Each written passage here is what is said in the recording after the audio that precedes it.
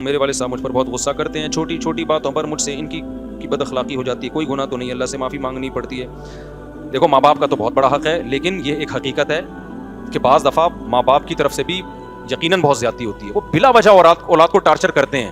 یہ ہم نے بھی اسی سوسائٹی میں پڑھے ہیں نا، پلے بڑے ہیں، تو ہم نے بھی دیکھا ہے۔ تو باپ کو چاہیے کہ اگر بچہ آپ کا ہے تو کوئی اصلاح کرنے کا بھی ایک طریقہ ہوتا ہے، اس کو اتنا ٹارچر بات بات پہ کبھی، یعنی بعض گھروں میں دیکھیں، زیادہ تر تو ایسا نہیں ہوتا، تو ایسی صورت میں جو ابا کی غلطی ہوتی ہے وہ ٹھیک ہی نہیں ہو رہے ہوتے۔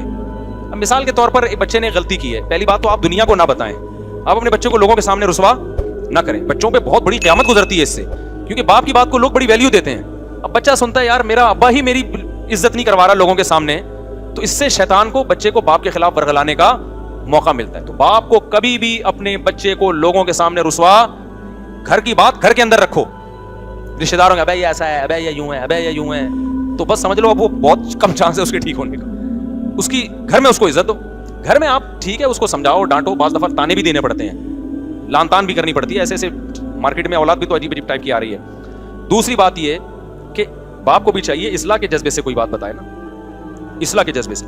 میں آپ کو اپنا بتاؤں، میرے ماشاءاللہ ایک تو یاد نہیں رہتا، 16 17 جو بھی ہے حساب کتاب، سوتےلے وتیلے ملا کے تھوڑا سا کنفیوژن ہو جاتی ہے کہ ٹوٹل کتنے بن رہے ہیں، خیر تو ان میں بہت سے بڑے بھی ہو گئے ہیں۔ میں نے زندگی میں، یعنی میرے 20 سال تو میرے خیال ہو گئے ہوں گے میرے جب سے بچے پیدا ہونا شروع ہوئے تھے، تو کچھ بچے شادی بھی ہوگی، میری بیٹیوں کی بھی شادی ہو گئی۔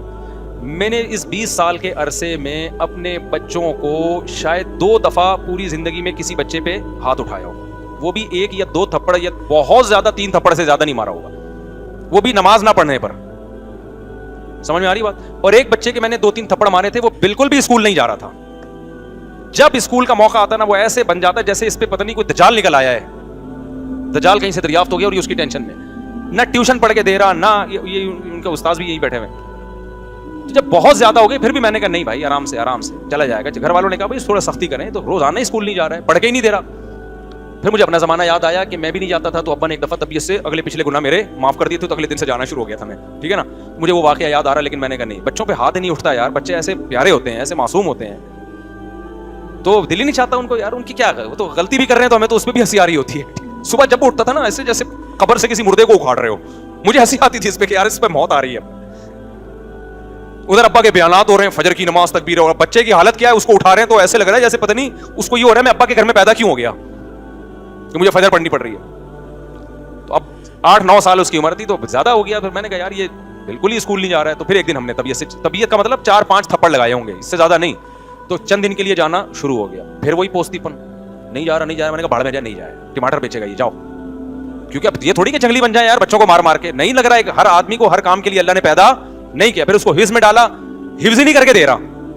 دوسرا بھائی ہے ماشاءاللہ، ٹھکا ٹھک نکل گیا، حافظ بن گیا، تراویح پڑھائی اس دفعہ اس نے گھر میں، یہ والا پڑھ کے نہیں دے رہا، جو کام بولو اس پہ پتہ نہیں۔ پھر میں نے ڈاکٹر کو بتایا، میں نے کہا کوئی سیٹنگ تو نہیں آؤٹ ہوئی بھائی اس کی، کوئی ملٹی وٹامن دی ہے اس نے، کوئی طاقت کی دوا دی ہے۔ میرا ارادہ ہے اس کو ساری سیٹنگ کروا لوں، کوئی وٹامن بھی بعض دفعہ آگے پیچھے ہو جاتے ہیں بچوں کے، تو ایک ٹیسٹ کروانے کا میرا ارادہ ہے کہ لیب میں ٹیسٹ کروا دوں، کوئی کمی ہو رہی ہے۔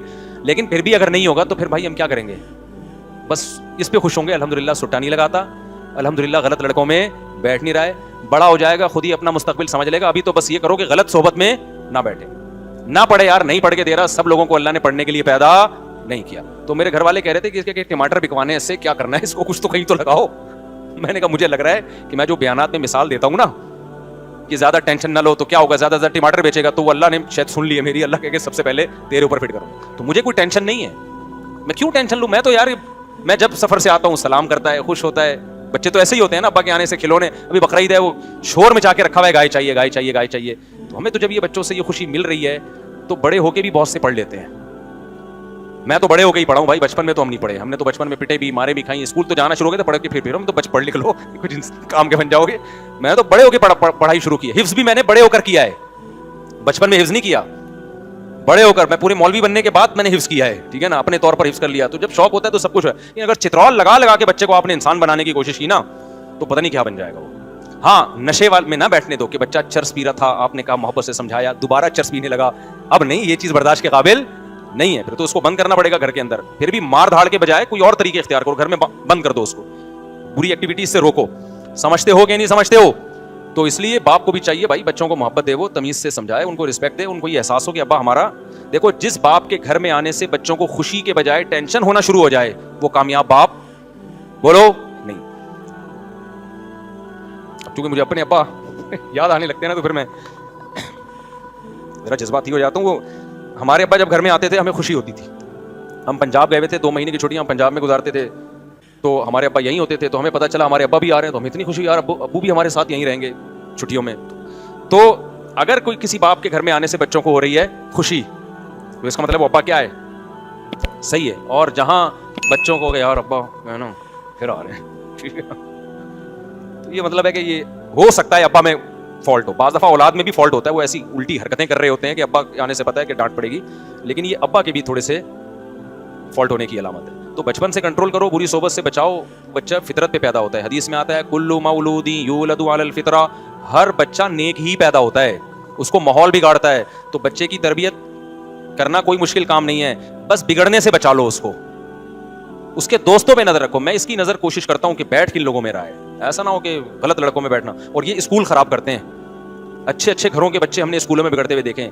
اس لیے نہیں کہ اسکول ان کو بگاڑ رہا ہے, اس لیے کہ اسکول میں بعض دفعہ ان کی جو دوستیاں ہوتی ہیں وہ ایسے لڑکوں سے ہو جاتی ہیں, وہ لڑکے ان کو موبائل میں غلط چیزیں دکھا کے, نشہ اور یہ الٹی باتیں کر کے, ابے تمہارا ابا تو تمہیں کچھ کرنے نہیں دیتا, ابے تمہیں سینما کرنے جانے دیتا, ابے تمہیں فلم نہیں دیکھنے دیتا. اس طرح کی باتیں نا دوست بچوں کو سکھا کے ماں باپ کے خلاف برگلا رہے ہوتے ہیں. بلکہ ایسی باتوں سے عورتیں بعض دفعہ عورت کو شوہر کے خلاف برگلاتی ہیں. میرے سامنے ایک طلاق کا کیس آیا, ایک میاں بیوی کی بہترین زندگی گزر رہی تھی, آسٹریلیا میں تھے وہ.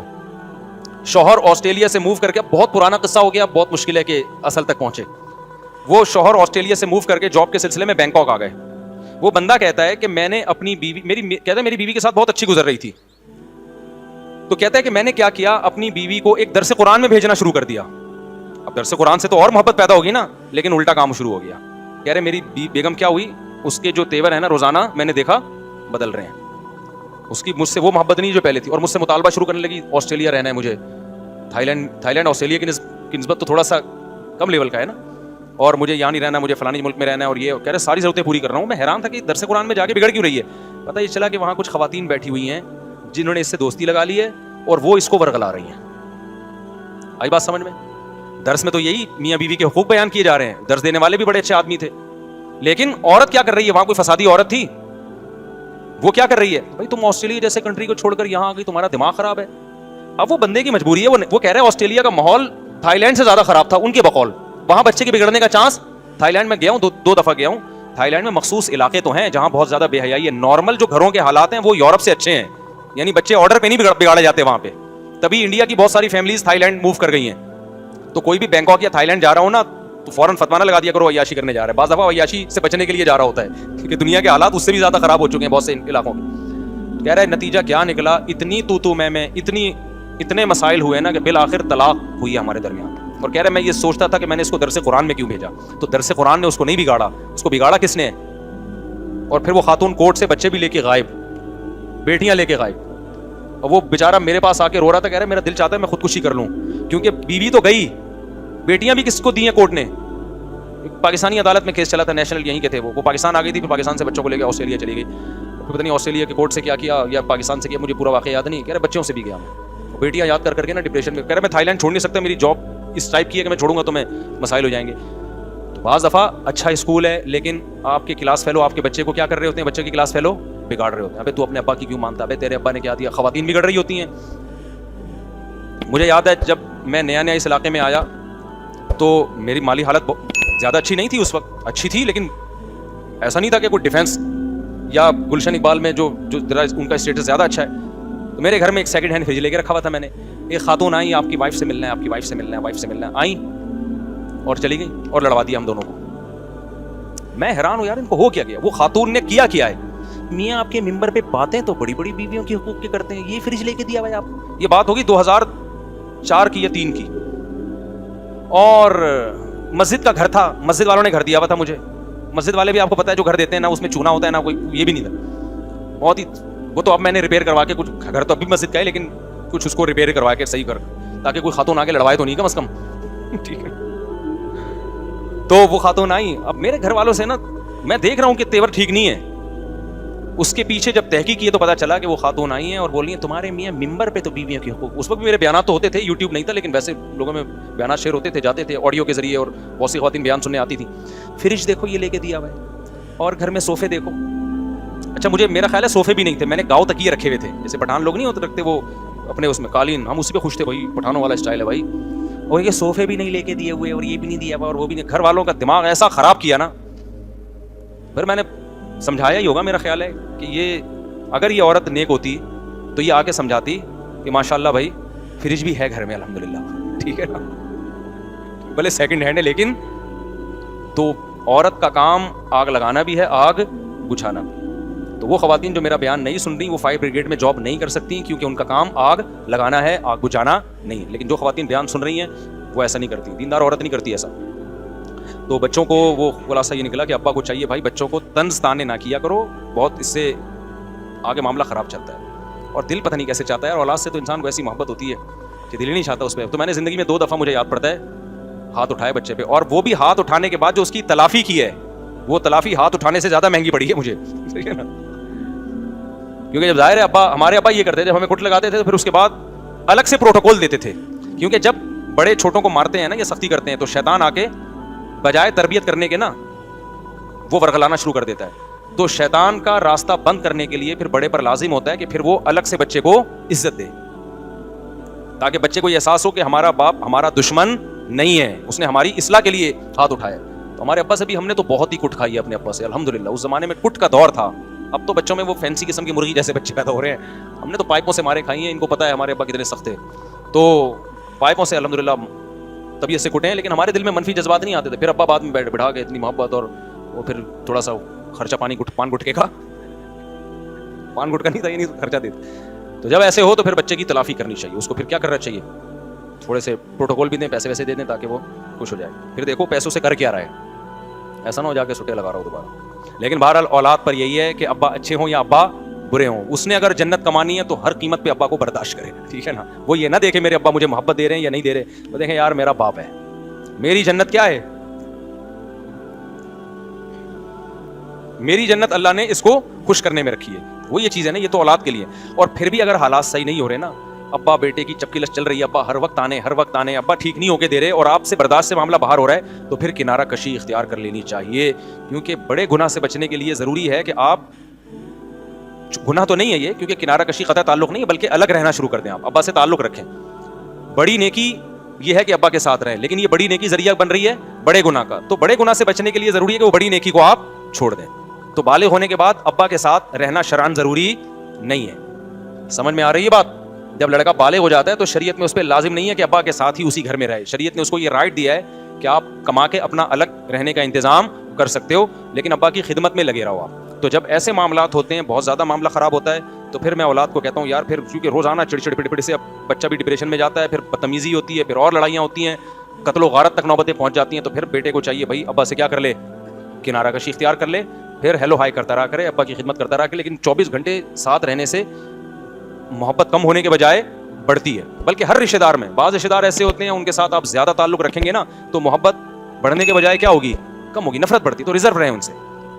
میرے ساتھ ایسے لوگ ملنے کے لیے آتے ہیں, مجھے پتا ہے تھوڑی دیر اور بیٹھے رہے تو میں اس سے لڑ جاؤں گا, اتنی محبت کا اظہار کر رہا ہے کہ میرا اس سے کیا ہو جائے گا, پٹھا ہو جائے گا تھوڑی. اس لیے میں کہتا ہوں بھائی میں ذرا مصروف ہوں. اچھا میرے بھائی میرے بڑے کام کاج نہیں کرتے, کافی ڈانٹ ڈپٹ کر لیا, کوئی فائدہ نہیں ہے, آپ کو نصیحت کریں. جو بڑا بھائی کسی میں ایسا اللہ نے کوئی مائی کا لال پیدا نہیں کیا جو بڑے بھائی کو ٹھیک کر لے, یہ ہو ہی نہیں سکتا. تو وہ ٹھیک نہیں ہوگا. بس صبر کرو, برداشت کرو, اپنے بیوی بچوں کی فکر کرو, اس کو چھوڑ دو اپنے حال پہ. بڑا نہیں ٹھیک ہوتا بھائی.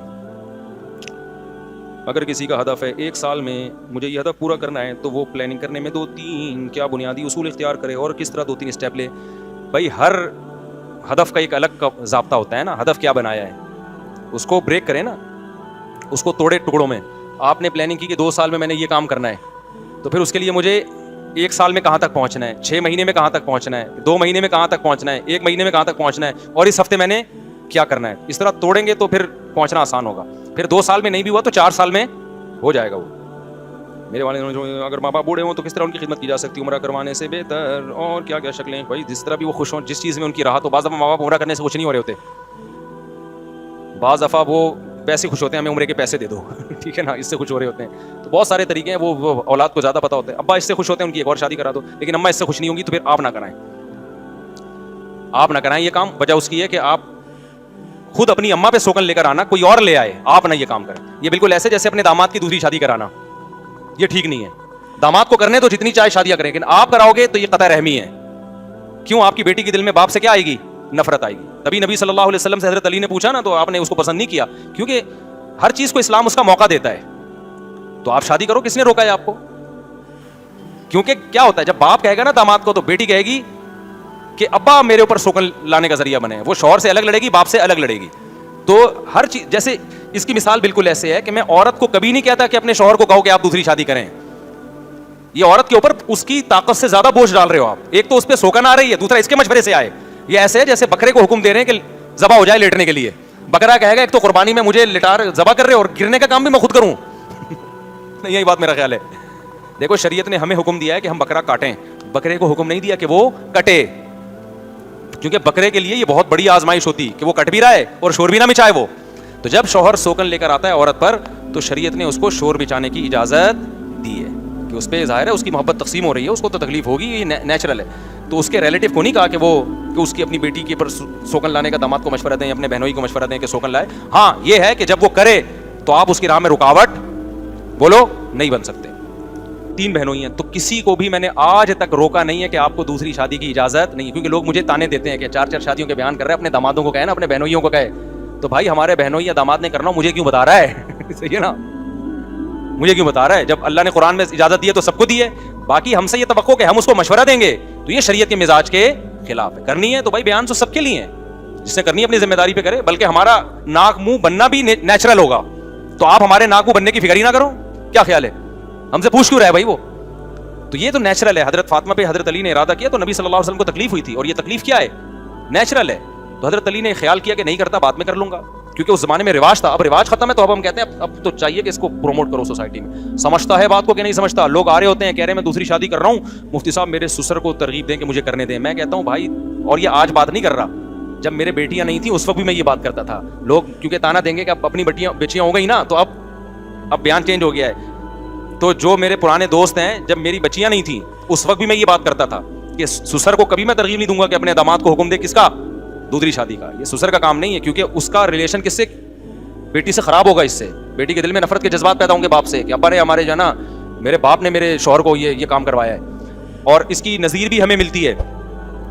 نبی صلی اللہ علیہ وسلم نے فرمایا, قرآن میں اللہ نے 2 بہنوں سے نکاح کو حرام قرار دیا ہے نا, ایک ہی ٹائم پہ آپ 2 بہنوں سے نکاح نہیں کر سکتے. اس کی وجہ نبی نے بیان کی ہے, لِأَنَّكُمْ تَقْطَعُونَ بِهِ أَرْحَامَكُمْ, آپ نے فرمایا اس سے رشتہ داری ٹوٹے گی.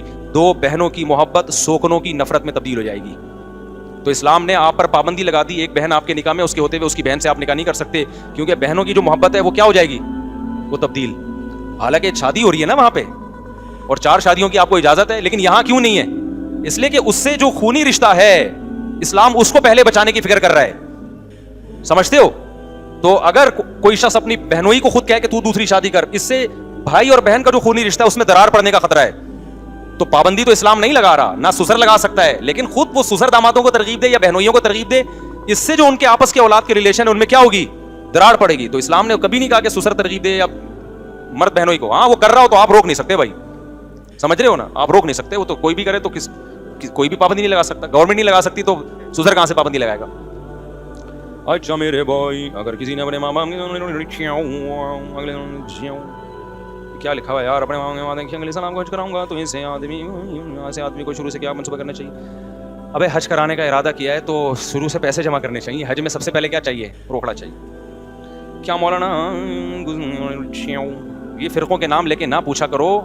دیکھو فرقوں کا نام لے کے رد کرنے سے لیبل یہ لگتا ہے کہ فرقہ واریت ختم ہو رہی ہے. حقیقت میں اس عمل سے فرقہ واریت بڑھتی ہے. جب آپ کہتے ہیں نا بریلوی ایسے, اہل حدیث ایسے, دیوبندی ایسے, شیعہ ایسے, فلانے ایسے, اور میں حق بیان کر رہا ہوں اور میں فرقوں ختم کر رہا ہوں, ختم نہیں ہو رہے ہوتے. اس سے کیا ہو رہے ہوتے ہیں؟ جب ممبروں پہ فرقوں کا نام لینا ختم کر دو گے تو وہ آہستہ آہستہ خود ہی کیا ہو جائیں گے؟ خود ہی ختم ہو جاتے ہیں. ان کا رہتے ہیں لیکن ان میں وہ تیزی نہیں رہتی, لوگوں میں خود بخود محبتیں ہونا شروع ہو جاتی ہیں. دنیا کمانے کے بارے میں اسلام کیا کہتا ہے؟ اسلام کیا منع کرتا ہے؟ دولت کمانے سے نہیں منع کرتا, اس پر تو 20 میرے بیانات ہیں. اسلام اس غربت کو ناپسند کرتا ہے جو آپ کے پوستی پنے کی وجہ سے ہو. سست ہونے کی وجہ سے. ایک غربت وہ ہے جو اللہ کی طرف سے ہوتی ہے, آپ محنت کر رہے ہو پھر بھی پیسہ نہیں آیا, اس غربت کی فضیلت ہے, اس میں صبر پہ ثواب ملے گا, آپ جنت میں پہلے داخل ہوں گے, حساب و کتاب آپ کا بہت تھوڑا ہوگا, آپ 24 گھنٹے میں ایک آدھ پراٹھے کا حساب لیا جائے گا بس آپ سے, ٹھیک ہے. مالداروں کا حساب بہت لمبا چوڑا ہوگا, کہاں سے آیا پیسہ پہلے تو یہ بتا, اتنا آ کیسے گیا, پھر کہاں خرچ کیا, تو یہ دونوں جواب میں ٹائم لگے گا. اور غریب آدمی کہے گا اللہ آیا ہی نہیں تو خرچ کیا ہے, جو ہوا میرے اوپر ہی ہوا خرچ, لوگوں نے مجھے الٹا دیا ہے, تو جس نے دیا ہے اس سے پوچھ کہ کیوں دیا. یہ وہ غریب ہے جو سستی کی وجہ سے غریب نہ ہو, محنت کرتا ہو لیکن اللہ کی طرف سے. لیکن ہمارے ہاں جو غربت اس وقت پھیل رہی ہے نا نوجوانوں میں, یہ پوستیوں والی غربت ہے, کچھ کرتے ہی نہیں ہے, سارا دن فیس بک یوٹیوب پہ بیٹھے بیٹھے بیٹھے بیٹھے ادھر گٹر کے ڈھکن پہ جا کے بیٹھ گئے, یونیورسٹیوں میں پڑھ نہیں رہے ہیں, جا کے پھرے لے لے کے اور موبائل فونوں پہ کال کر کر کے پرچے حل کرا رہے ہیں. اس کے بعد جب روزگار نہیں ملتا تو پھر پریشان ہے یار, بے روزگاری بہت زیادہ بڑھ گئی.